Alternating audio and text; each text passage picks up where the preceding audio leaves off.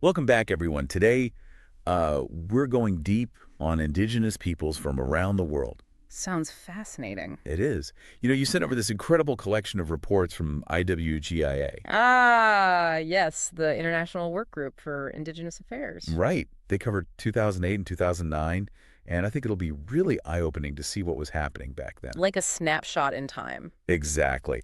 And you know what really struck me? What's that? These reports don't shy away from the tough stuff. Yeah, I noticed that too. Even the editorial in the 2009 report, while celebrating IWGIA's 40th anniversary, it acknowledges all the work still to be done. It's a good reminder It is. that progress takes time It does. and that there's always more we can do. Absolutely. So before we get too deep, Okay, let's define our terms a bit. good idea. The reports use a variety of definitions for the word indigenous. Right. It's not always super clear-cut, is it? You're right. It's not as simple as you might think. So how do we even begin to define this term? Well, there's no single universally accepted legal definition, That makes sense. but there are some common threads. Okay, so what are some of those common threads that tie these diverse groups together? What makes a group indigenous? Well, for starters, self-identification is crucial. Okay. These groups see themselves as distinct peoples with their own unique histories and cultures. Right. And there's also this shared history. A shared history. Yeah, a historical continuity with pre-colonial societies. So their presence in a place predates colonization. Exactly. Their roots run deep. But it's more than just history. You're absolutely right. Often there's a strong connection to ancestral lands and resources. I was just thinking about that when reading about the Jumma villages in Bangladesh. Oh, yes, at the Chittagong Hill Tracks. Exactly. They're facing displacement from their land despite a peace accord Right. that was supposed to protect them. The Chittagong Hill Tracks case study. It Yeah. really highlights how promises on paper don't always translate into action. Unfortunately, that's true. The 1997 Peace Accord recognized the Jama people's right to self-governance. But the reports are full of accounts of ongoing militarization and settler influx and human rights violations. It's hard to believe. It's a stark reminder that these are not just abstract concepts. Yeah. These are real people whose lives are being impacted. Absolutely. And it's heartbreaking to read about the violence and displacement these communities are facing, Is especially after that peace accord that was supposed to protect them. it really underscores the importance of holding governments accountable. To their agreements. Exactly. And that's where organizations like IWGIA play such a crucial role. IWGIA. Yes, the International Work Group for Indigenous Affairs. Right. They're on the ground documenting these abuses, raising awareness, and advocating for Indigenous rights on the world stage. They're the ones who put these reports together, right? That's right. And speaking of global advocacy, Yes. the reports mention the UN Declaration on the Rights of Indigenous Peoples quite a bit. The UNDRAP. Exactly. Why do you think that document is so important? Well, it seems like a pretty powerful statement. It is. It's a powerful affirmation of the inherent rights of Indigenous peoples. So even though it's not legally binding, Right. it still sets a global standard. It does. It establishes important norms and puts pressure on countries to uphold these rights. So it's more like a moral compass. Precisely. It affirms their right to self-determination, their lands and resources, and the right to maintain their unique cultures. It's a big step towards recognizing their dignity and rights. It is. But as you saw in the reports, Yeah. even countries like New Zealand. Which are often seen as progressive on indigenous rights. Right. Even they initially opposed the UNDRP. Shows it's an uphill battle sometimes. It does. The UNDRP is a powerful tool, It is. but it's just one piece of the puzzle. So what are some of the other pieces? Well, land rights are a huge part of it, wouldn't you say? Absolutely. Land dispossession seems to be a recurring theme in these reports. You see it everywhere. From the Maasai pastoralists in Tanzania being evicted for wheat cultivation, It's terrible. to the Mapuche people in Argentina fighting oil exploration on their ancestral lands. These communities are constantly being pushed off their land. It's often framed as a choice between progress and tradition. Right.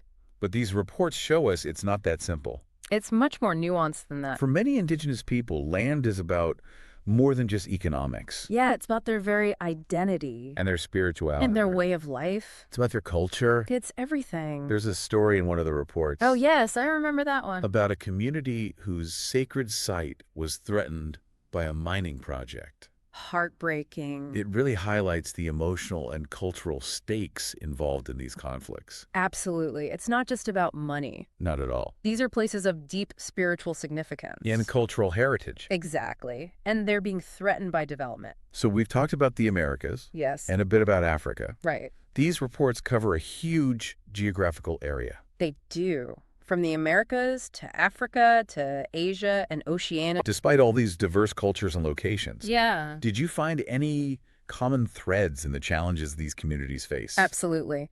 Land dispossession, as we discussed, is a major one. Of course. But also resource exploitation. Like mining and logging. Yes. And large-scale agriculture. It seems like their traditional lands and resources are often targeted for development. Without their consent. That's a problem. A big one. It goes against the principle of free and informed consent. FDIC. Yes. And that lack of consent can lead to a whole host of other problems. Like what? Well, it can lead to discrimination, marginalization, and ultimately a threat to their cultural survival. So it's a domino effect. Exactly. One problem leads to another. And another. It creates this vicious cycle. It's a bit bleak, isn't it? It can be, but it's not all doom and gloom. There are glimmers of hope in these reports, too. Really? Absolutely. There are stories of communities fighting back. And achieving victories. Exactly. It's important to acknowledge the resilience and agency of Indigenous peoples. Give me an example. Well, the reports highlight instances where communities have successfully asserted their rights, won legal battles, and engaged in innovative projects to protect their cultures and resources. Like the Kovron of China and Russia. Yes.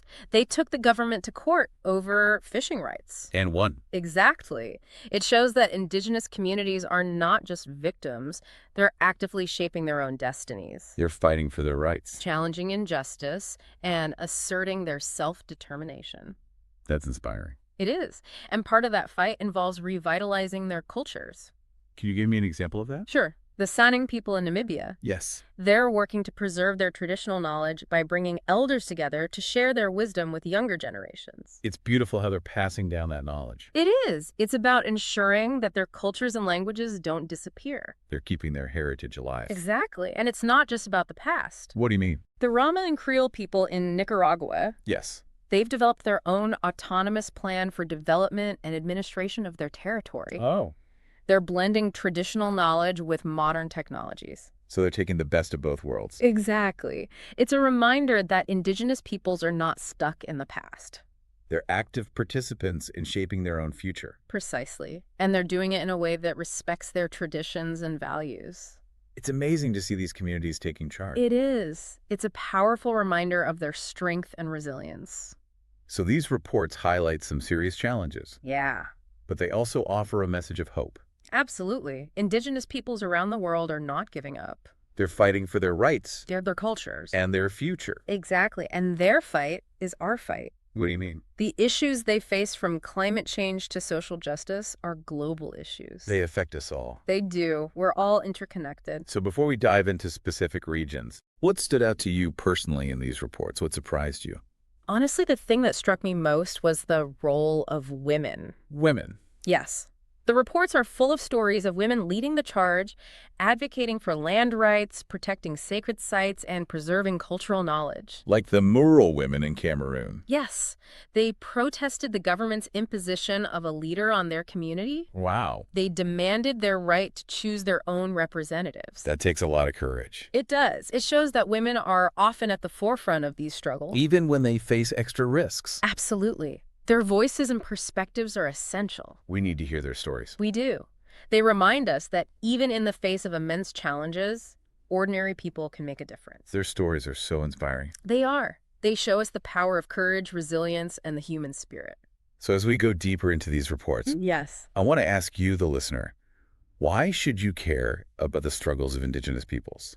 It's a great question, and I think it's important to remember that supporting Indigenous rights is not just about some far-off communities. Right. It's about upholding fundamental human rights for all.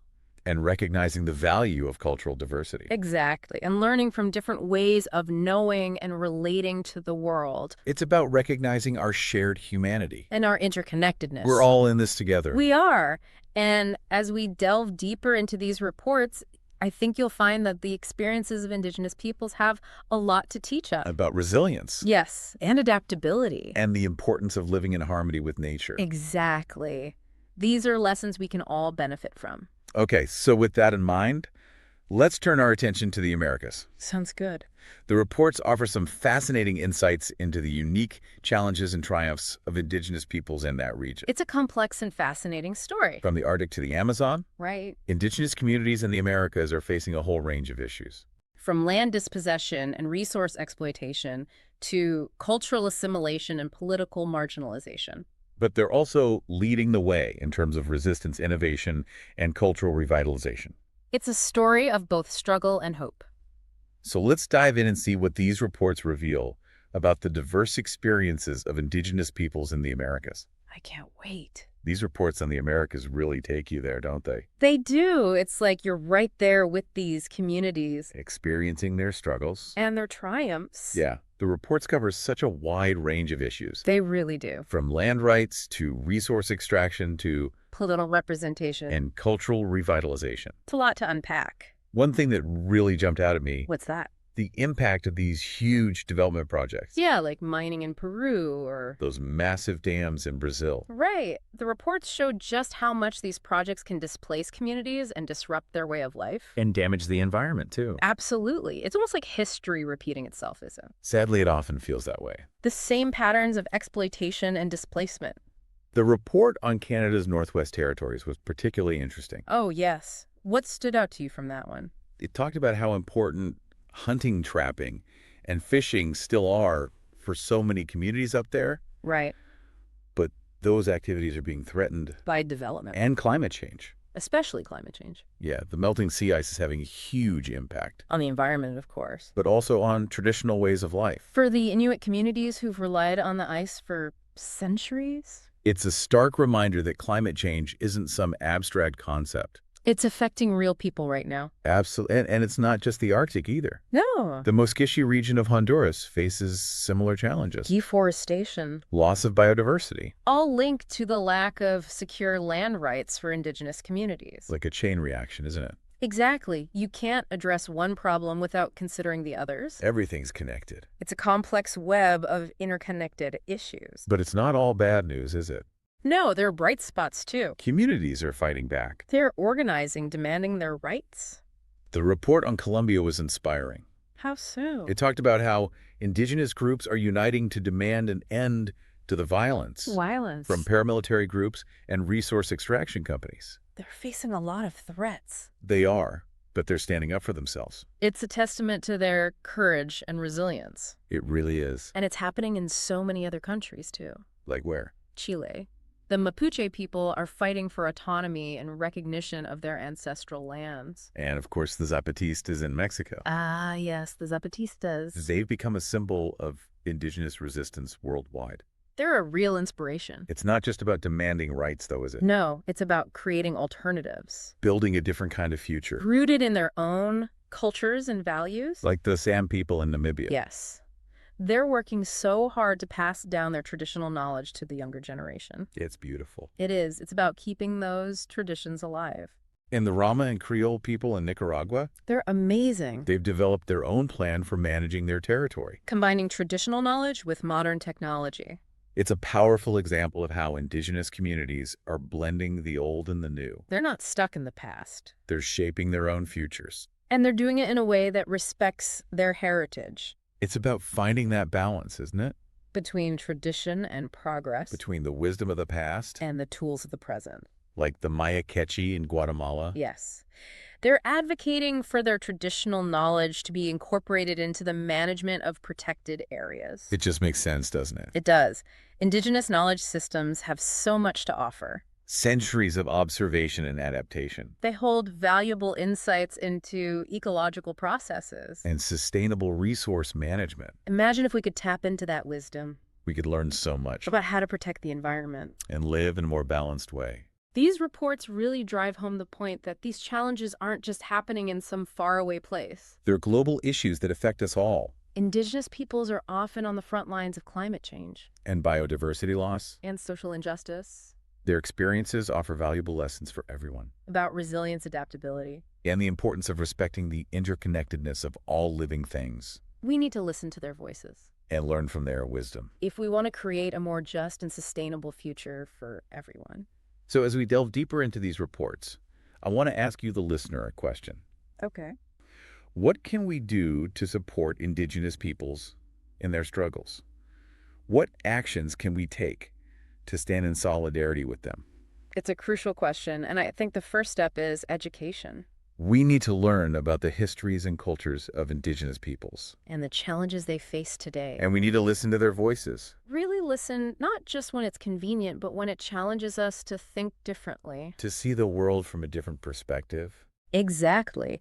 We can also support Indigenous-led organizations, through donations or volunteering, and we can use our own voices to amplify theirs. speak out against injustice, Challenge harmful stereotypes. advocate for policies that uphold Indigenous rights. Our choices matter. Every purchase we make, Every action we take. it all adds up. We can choose to support businesses and practices that align with our values. That respect Indigenous rights and protect the environment.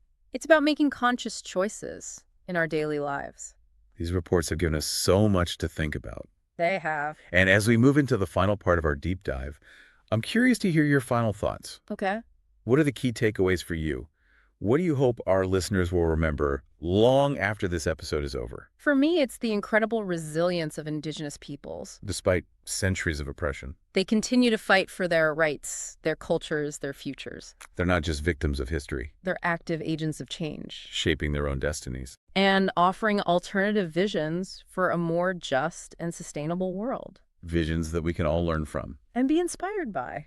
All right, let's circle back to North America for a bit. Okay. The report on Canada was really fascinating, especially that part about the legal victory for First Nations people. Oh, yeah, that was a landmark case. Can you remind me what that was all about? Sure, it involved a change to the Canadian Human Rights Act back in 2008. Okay. And it was a huge deal because it removed an exemption that had prevented First Nations people from filing human rights complaints. You mean for issues related to the Indian Act? Exactly. Before that, they couldn't really use the act to address discrimination tied to the Indian Act. So they were basically excluded from those protections. Essentially, yes. It's like they were on unequal footing. And this amendment finally changed that.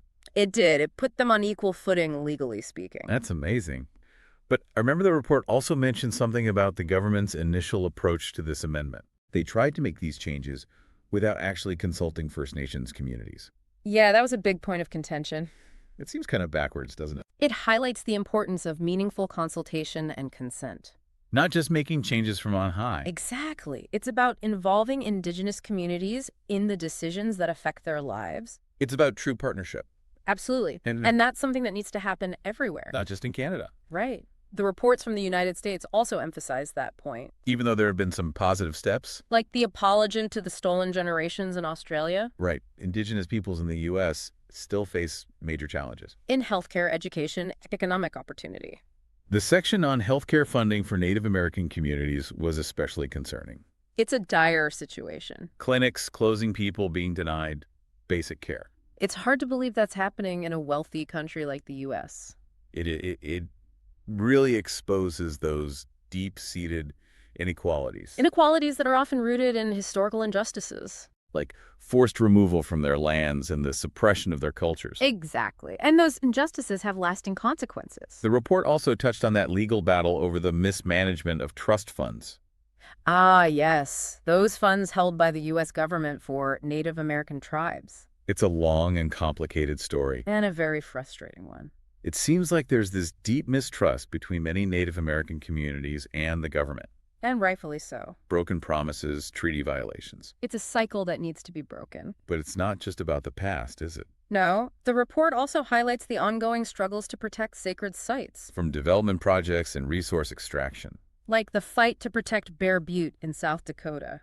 That's a sacred site for the Lakota people. And it's under threat from mining and energy companies. It's a classic example of that clash between indigenous beliefs and economic interests. And it's happening all over the world. From the Amazon to Australia. Indigenous communities are often on the front lines defending their lands and cultures. And in doing so, they're protecting something much bigger. The biodiversity of our planet. The rights of nature. They're reminding us that there are other ways of living in harmony with the Earth. Their voices are so important for all of us. They are. So as we wrap up this deep dive, Okay. I want to put the question back to you, the listener. Okay. What can we do to support Indigenous peoples?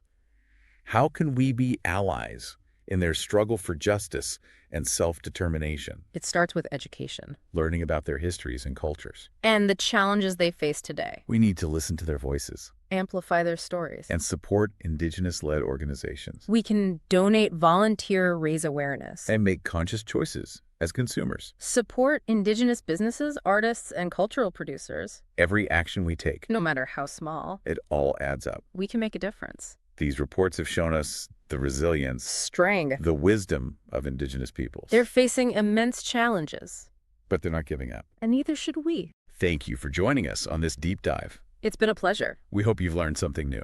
And that you'll continue to explore these issues. Until next time, keep learning, keep listening. And keep diving deep.